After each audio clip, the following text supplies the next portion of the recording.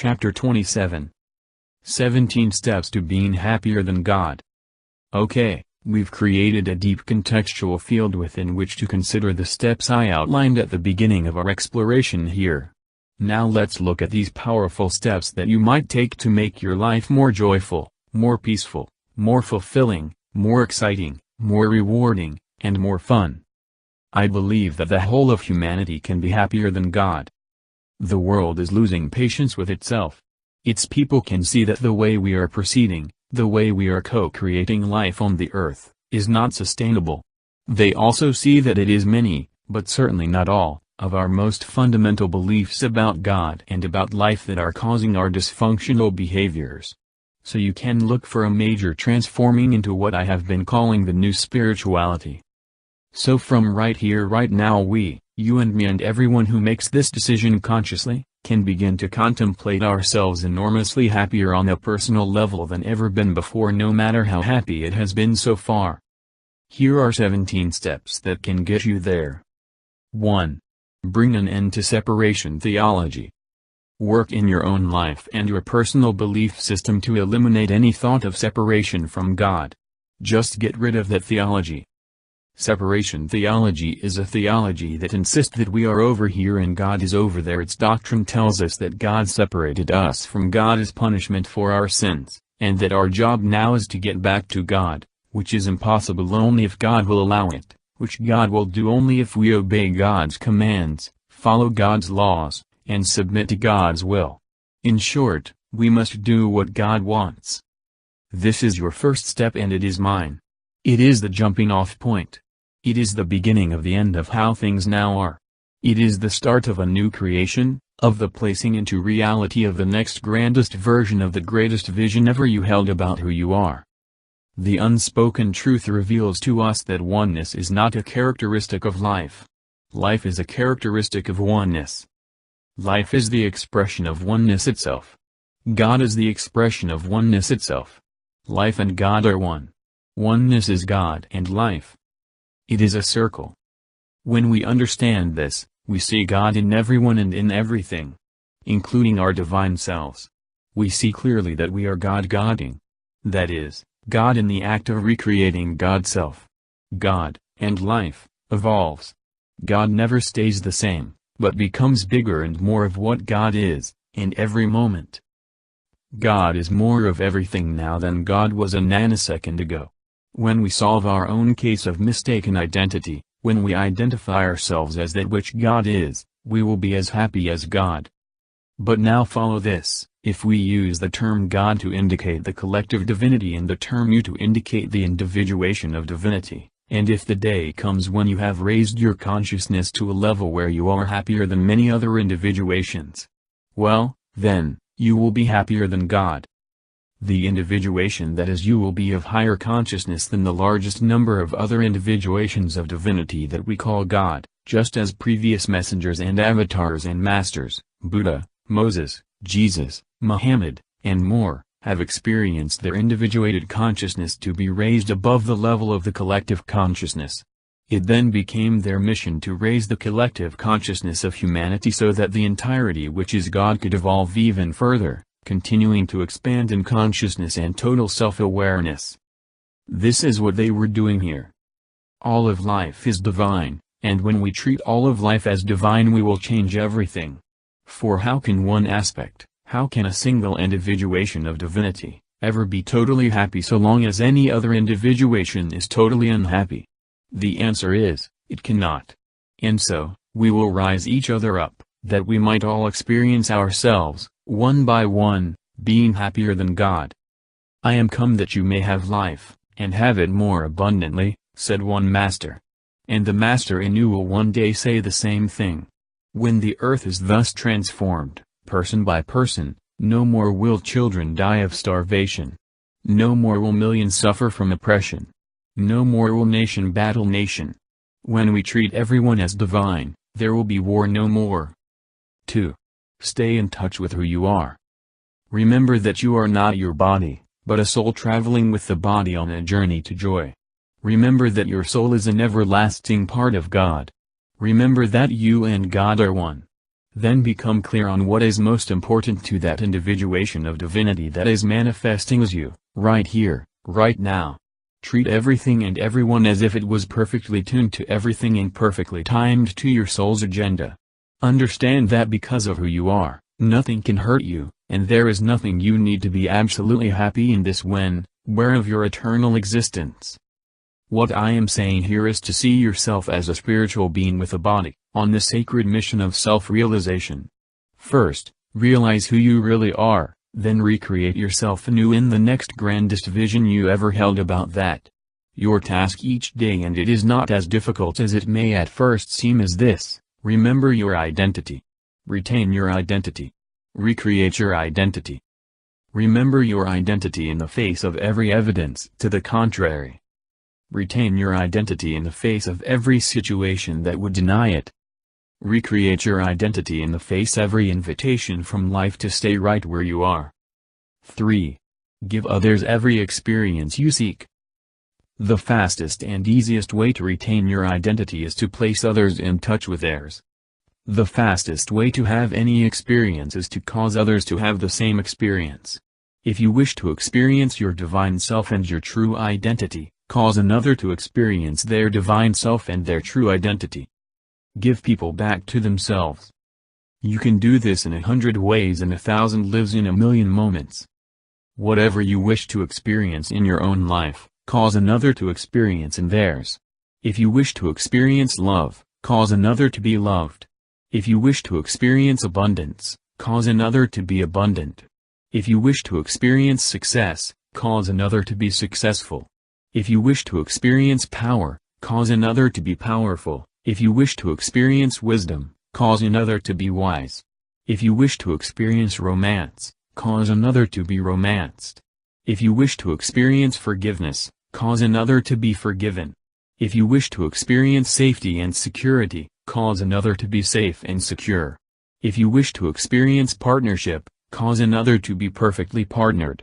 If you wish to experience peace, cause another to be at peace. What I am saying here is that personal creation begins best with another. Focus first on the other, always the other, never first on the self, and that which the self wishes to experience will be realized sevenfold. Whatever you wish to create for yourself, create for another. This is the energy of attraction at its most powerful. Why this works: what you bring to another, you bring to the self, for there is no other and ultimate reality. There is only the self. When you understand this, you understand everything you will ever need to know about how to be happier than God. 4. Be clear that nothing you see is real. We live in the world of illusion. See Communion with God for an extraordinary discussion of the 10 illusion of humans. You will understand your true relationship with everything around you when you think of yourself as a magician observing his own tricks.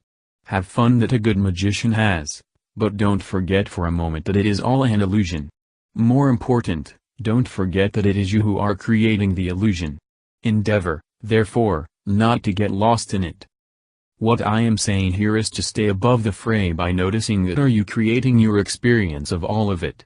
Exterior circumstances may present themselves in a wide variety of ways, but the way that you respond and react to them is entirely under your control. The moment that you choose your response and react to them is entirely under your control. The moment that you choose your response, and do so freely in full awareness, is the moment that you recreate yourself anew. This is the power moment. This is the time of magic. This is the intentioned instant, in which what you choose to become reveals itself in your experienced reality.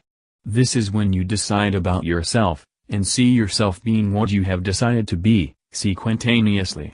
This is the experience of a thing occurring both sequentially and simultaneously.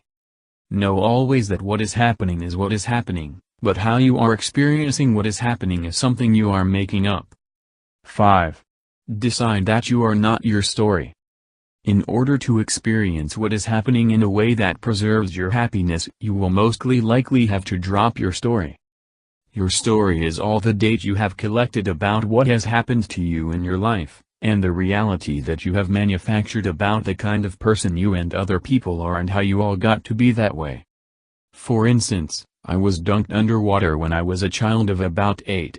I didn't know how to swim yet, so I was floating and playing around in an inner tube when some big bullies just decided to tip me over in water that was way about my head. They didn't know that I couldn't swim, but I knew it, and I never forgot the ice-cold fear that quickly turns to heart-thumping panic as I flailed about, trying to get air into my lungs. For many years, until well into my adulthood, I did not go near the water. At least, no farther than where my feet could touch bottom. All of us have stories such as this, and all of us have a million of them. Our stories are made up of incidents large and small, spread out across lifetime.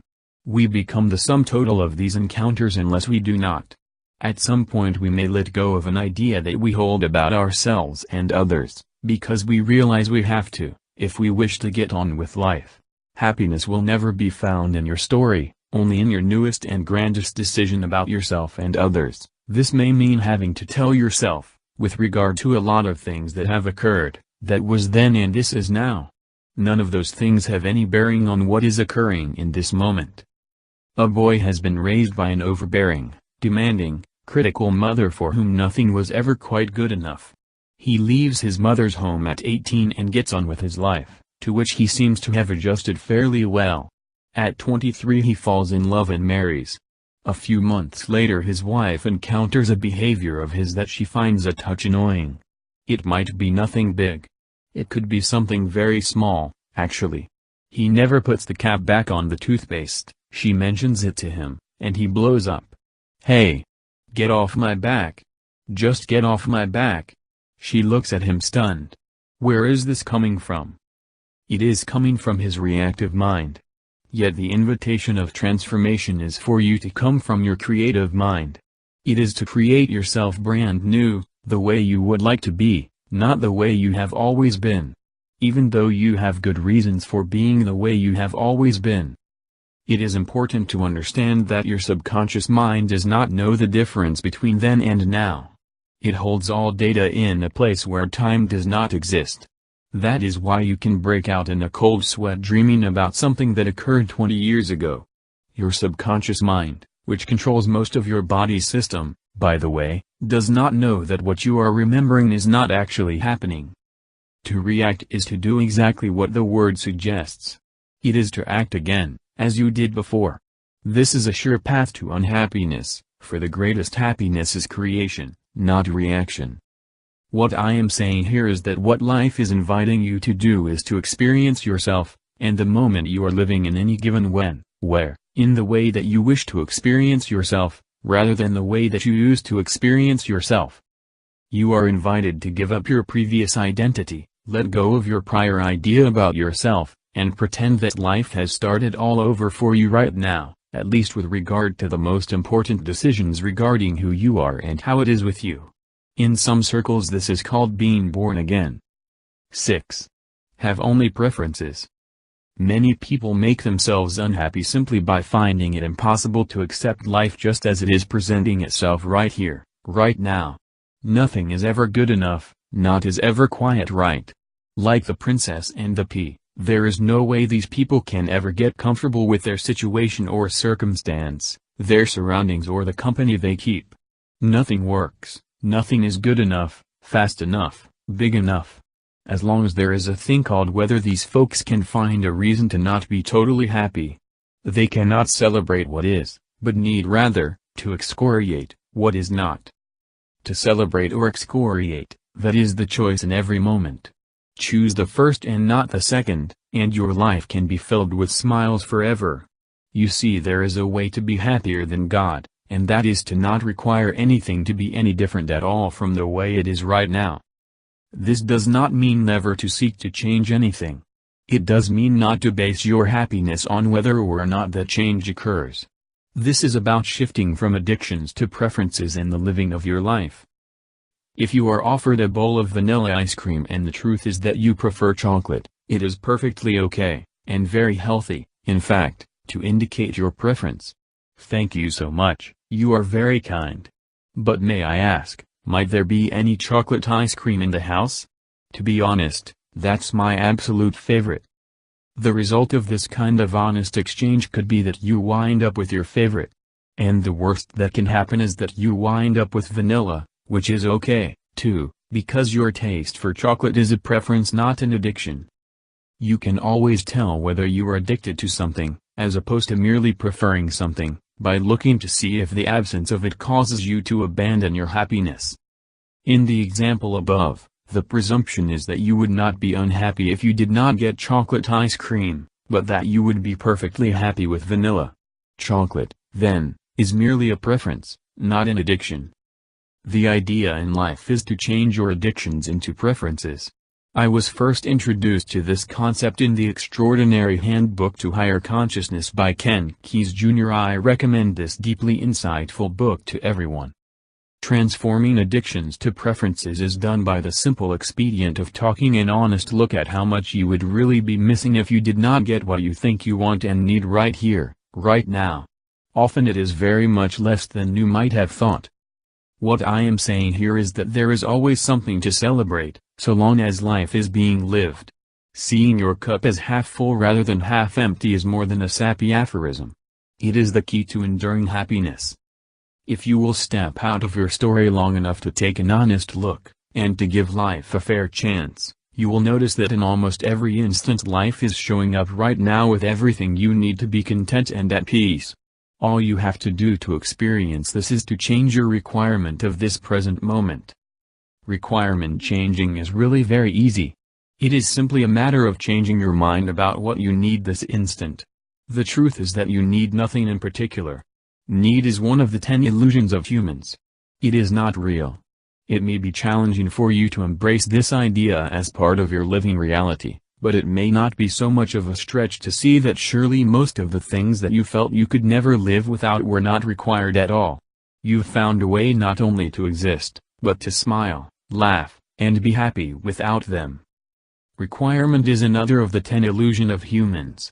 This is the illusion that suggests that there is something that you absolutely, positively must have in order to live. Yet there is nothing that you must have other than what you have right now, which is the self as it really is.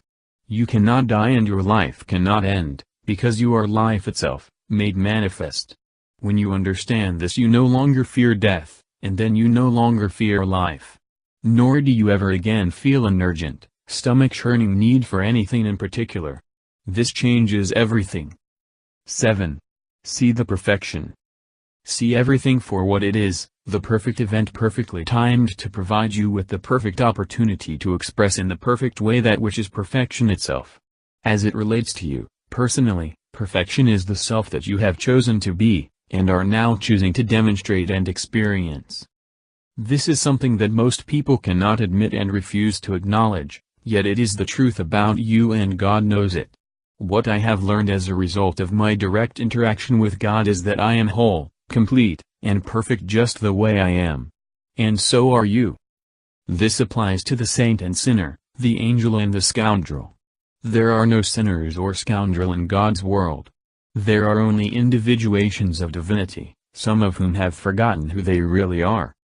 Our opportunity in each golden moment of now is to use that moment, and all that it holds and offers, to remember who we really are and then to demonstrate that. Life gives us the gifts of eternity and infinity so that we might know ourselves in our own experience. And then recreate ourselves anew in the next grandest version of the grandest vision ever we held about who we are. This is the process we call evolution. This is God-godding. What I am saying here is to judge not, and neither condemn, the people and events being placed before you by life, but rest well in the awareness that you, yourself, have drawn them to you, that you might fulfill life's potential, its promise, and its purpose. William Shakespeare wrote, "Nothing is evil lest thinking make it so." He was telling us that a thing is what you call it. With this insight he gave us the keys to the kingdom. 8. Bypass the drama. Remember that nothing has any meaning save the meaning you give it. Repeat this quietly in your mind at any moment of stress or upset, nothing has any meaning save the meaning I give it. This is a variation on the words of Shakespeare, and I first heard it put this way in A Course in Miracles. These 10 words can change your entire experience of life. They can stop drama in its tracks. They can cut turmoil and emotional distress in half. Indeed, they can eliminate them altogether. Memorize these 10 words and let them be your mantra when your day seems to be falling apart, or your career, or your relationship, or anything else that you have so carefully crafted and put into place. Remember that very often when life seems to be falling apart, it may actually be falling together for the first time. When as a child I would become upset about things, my mother used to say to me, "How important do you think this will be when you're 90? That would slow me down a bit, stopping me from spinning out into emotional self-indulgences that did no one, least of all me, any good. If you think you'll be sitting in your rocking chair on the front porch at 90 worried about this, then worry about it now. If you think you'll be upset about this, then be upset about it now. Otherwise, just let it go." That's what Mom would say. I love those words. Let it go. Just breathe, and relax. What I am saying here is to not jump into reaction mode at the first appearance of negative. Work hard with yourself to stay in the space of creation. Realize that what you are seeing may be nothing more than the law of opposites playing its effect in the process of personal creation. Go to a place of gratitude as often as you can. And don't be afraid to use humor as a way to get there. Self-deprecating humor, I have found, is just the ticket. It is just, absolutely, the very best. All I have to do to tamp down upset and unneeded drama in my life is to laugh at myself. It's great medicine. 9. Understand sadness. There is a difference between sadness and unhappiness. During the writing of this book, my dog, Lady, died. She had been my companion for over 14 years. In the past 12 months she had become increasingly pain-filled, from a variety of ailments and conditions. Toward the end she was stone-deaf and could hardly walk. In the very last days she could not even raise herself up. I was sad when she died, but I was not unhappy. Can you see the difference? This is not an unimportant difference. This is not a trivial distinction. I was sad that Lady was no longer with me, but I was happy that she was no longer in pain. I was happy, very happy, that she had gone on with her journey, celebrating her continuation day. I was even happy that I was sad, because my sadness said something to me about me. It said that I cared. It said that I loved. It said that I was human, and that despite the way that the world was showing up around me, desensitizing everyone, I had stayed in touch with my humanity. Yes, I was happy about my sadness, and about what it told me about who I am. It felt good to be sad. Your sadness does not have to make you unhappy. Used as a marker of where you are on your evolutionary path, your sadness can be a source of inner confirmation of the depth of your feelings, and thus, of who you are as a person and a spiritual being. Therefore, when someone dies, let yourself grieve. When somebody hurts you, allow yourself sadness. And especially when you hurt someone else, allow sadness to accompany your regret. Give yourself the gift of sadness and you will find that you heal more quickly from every experience that would tempt you to forget your full identity. What I am saying here is that your sadness about anything need to stop you from being happier than God, happier than you once were. Happiness is a cumulative thing. It becomes greater the more you feel it. I feel happier now than I did in the days before Lady laid down her body for the last time. I feel happier now than when I was 50, happier than when I was 30, happier, in fact, than I have ever been before in my life. And I have learned how to accommodate my sadness and hold it within my happiness, making it a wonderful part thereof. Indeed, I have learned that happiness is achieved through the simple process of embracing all of life exactly as it is. 10. Stop arguing with life. So much of the lack of happiness that we feel in our lives emerges from our judgments. We tend to judge everything. The people around us, the circumstances they present, the events of the moment, and, of course, ourselves. Some folks don't miss a single opportunity to get into their places of judgment. It's almost as if life itself is no trial. Constantly. What is especially interesting about most human judgments is that people do not even use an objective measure with which to make their determinations. They mostly use a previous experience, their own ideas, their own story as a basis upon which to decide about another. It never occurs to them, of course, that it could possibly be their experience, their ideas, their story that might be a bit askew.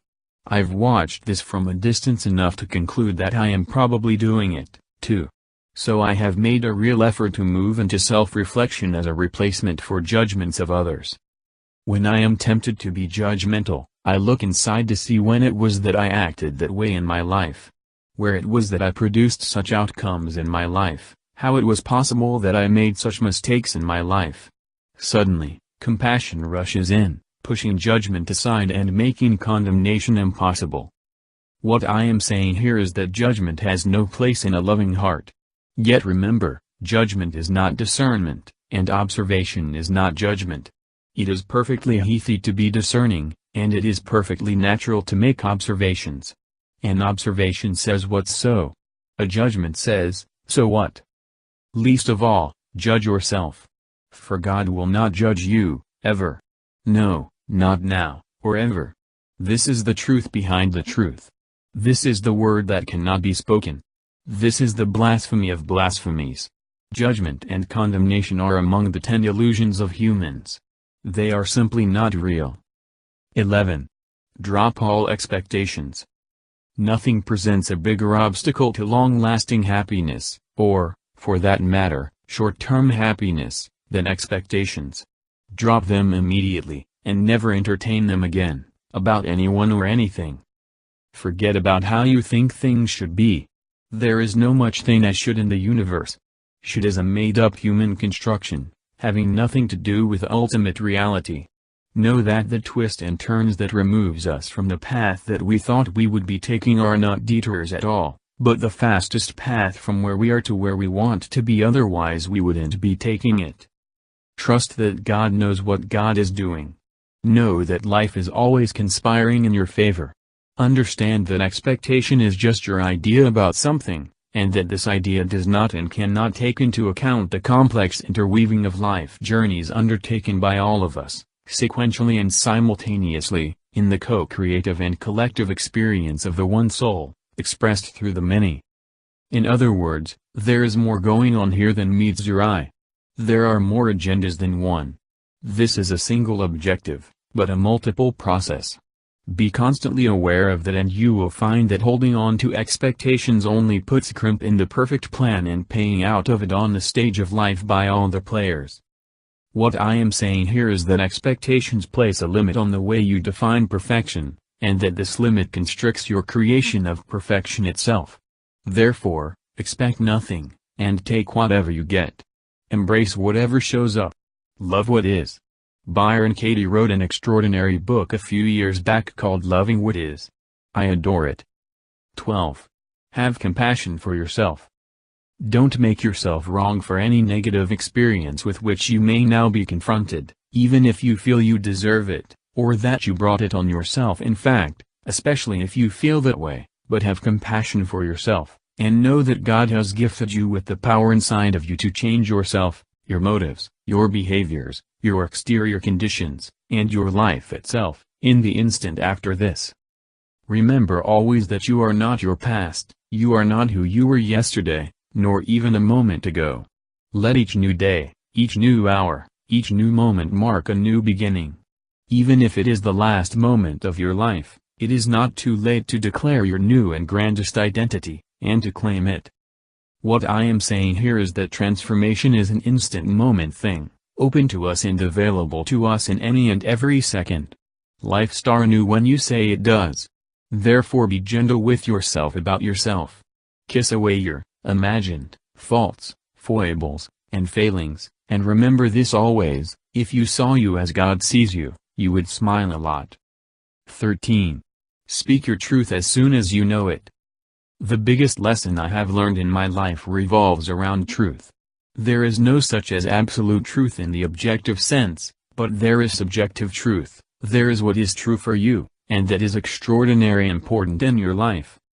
Seek to live authentically, seek to be fully you, for it is in living with only half of you showing, only half of you known, only half of you expressed, that unhappiness is guaranteed.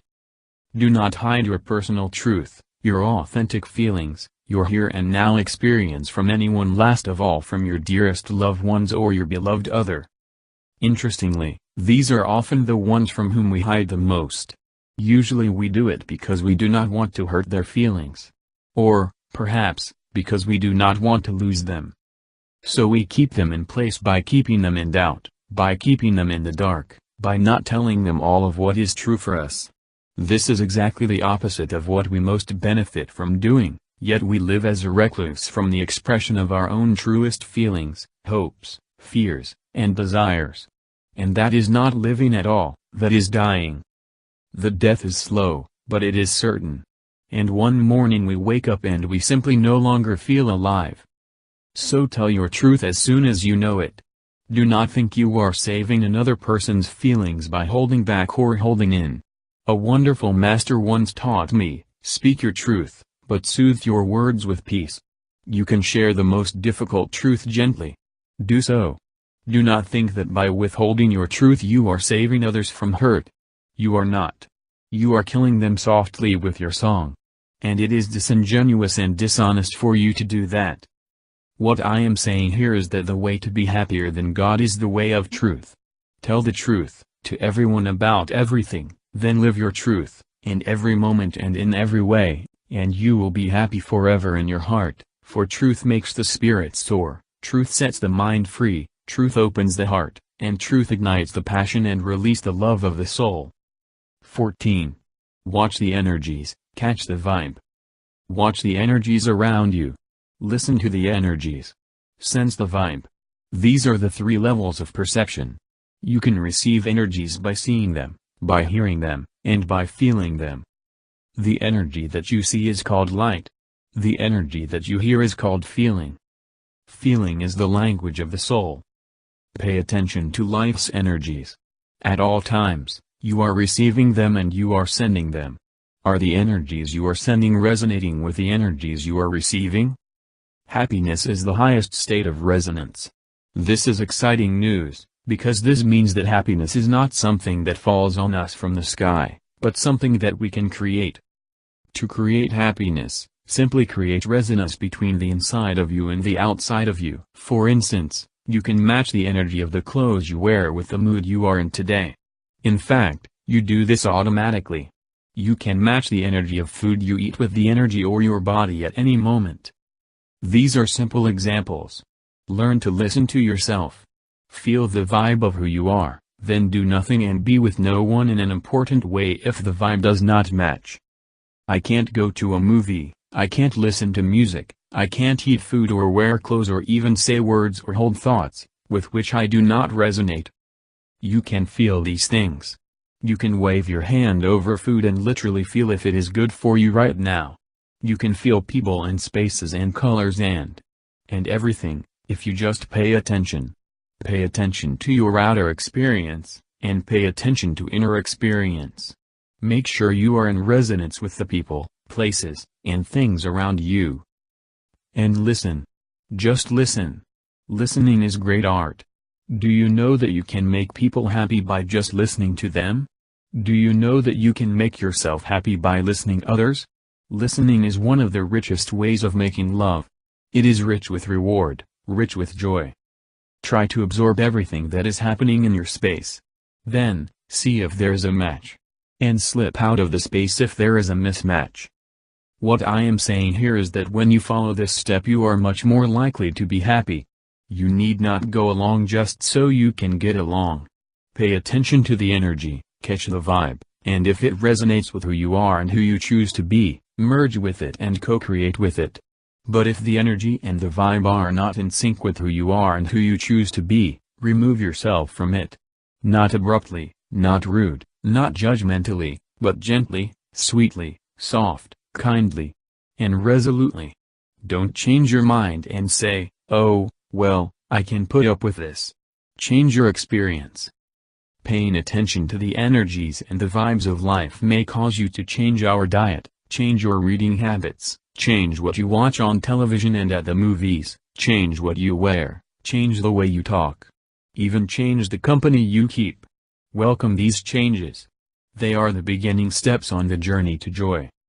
Dear reader, What's inside of this parenthesis is a suggestion given for me, the typewriter, to complement this subject. However, this doesn't make part of the original book. If you would like to have a different view but same meaning of this subject, please read the chapter 22 of the book known as the Book of Murtad. This book is available for free in the same download link. 15. Smile. This may sound silly, but it is one of the most powerful devices I have ever come across. Every day, smile 5 times or no good reason.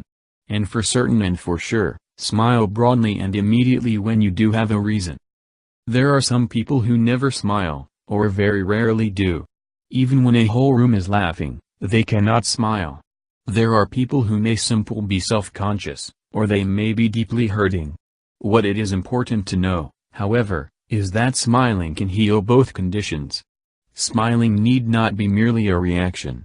Smiling can be a deliberate, intentioned act. When it is that, it becomes an act of creation. And thus, a powerful tool. Be quick to smile, and quick to share your smile with others. You will light up your heart and light up the room. Several years ago I ran across a terrific book, Smile for No Good Reason by Lee L. Japolsky. You will find it wonderful reading. What I am saying here is to smile more. A smile actually changes the vibe of your body. It alters, physiologically, the chemistry of your being. It releases endorphins that have a health-giving effect. Did you know that? Check it out. It's medical science, and it's real. 16. Sing. If you thought that sounded hokey, wait till hear this. Sing. I want you to promise me that you will sing at least once each day. Promise me. It will change everything. You cannot keep a rotten disposition. And you cannot keep a rotten disposition when you sing. Sing at the shower every morning. Sing in the car. Sing softly in the ear of your lover. Sing out loud in the park. Watch the place light up. What the smiles appears. Do you think that anyone can resist a person who is singing? Do you think the world can? Singing connects the mind with the heart and heart with the soul. So sing. I dare you. What I am saying here is that the tools and devices with which we can create happiness are so simple, so elegantly simply. And they are right in front of us. What are we talking about here? Giving. Watching. Listening. Feeling. Smiling. Singing. My God, this costs us nothing. 17. Know what to do when things are really bad. Of course, there are times when things are really bad. No amount of positive thinking can change that. Things just are what they are. You cannot cover it up, you can't pretend, you can't make it something other than it is. What to do, what to do. First, do not resist what is occurring. What you resist persists. This is going to sound strange. But bless it. Bless all the people and events that are disappointing you, that are besetting you, that are assailing you like so many arrows from afar. Accept and receive the energy, because only then can you heal it. What you do not hold you cannot heal. Remember that always. What you do not hold, you cannot heal. So you must hold your experience, embrace it, engage it with loving kindness, bless it and then send it on its way. Second, remember that exterior conditions cannot create interior conditions, ever. So, no matter how bad things get, the interior of you, your heart and soul and mind, cannot be affected by that which is exterior to you in any way except as you decide that it will. You are still in charge of your own experience. This is not some pie in the sky, totally out of reach ideal. This is something that many people have shown it is possible for all humans to do. The list of those who have endured enormous hardship and great difficulty in their life and still embrace a non-condemning, not attacking, peaceful attitude is legend, and far too long to print here. These are normal people, ordinary folks just like you and me. They maintained their equilibrium through physical pain, emotional injury, personal and professional defeat, and more. Earlier in this book I mentioned Nelson Mandela. He is but one example of what I'm talking about. Christopher Reeve, the actor whose skyrocketing career was brutally interrupted when he was thrown from his mount during a horse show and wound up totally paralyzed from the neck down, was another. There have been many more. How did they do it? Somehow they reached back and found the courage within them to keep moving through the events with which they were confronted, to frame them in a new say in their minds, and thus to transform and shape their experience, turning it into something from which they could grow and actually receive benefit. My own life experience: I spent a year of my life living outside, in the weather, as a street person, when I fell through the cracks of the social welfare system and was down to, quite literally, my last nickel, has taught me that the universe is a friendly place, that God is always on my side, and that I am never alone in facing the trials and turmoil of my life. I have become very philosophical about life itself. I tell myself that all things happen for the highest good, and I believe it. I say 2 prayers that I just love it. My first: Dear God, I thank you today for that which is in my world and in my life.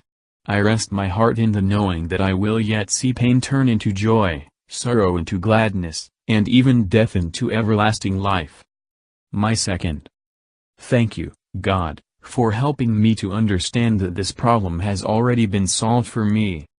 This may sound like I am a person who always keeps his cool, and I can assure you I am not. But I do know that I am on a journey here, a journey having nothing to do, in the end, with my body, and everything to do with my soul. And so I continue marching homeward, understanding that every step along the way leads me to my eventual and ultimate and wonderful reunion with God, wherein which peace and joy and love without end resides. What I am saying here is that God is with you, even unto the end of time. And when you experience the ever-present love of God, in you as you will be happier than you have ever been before.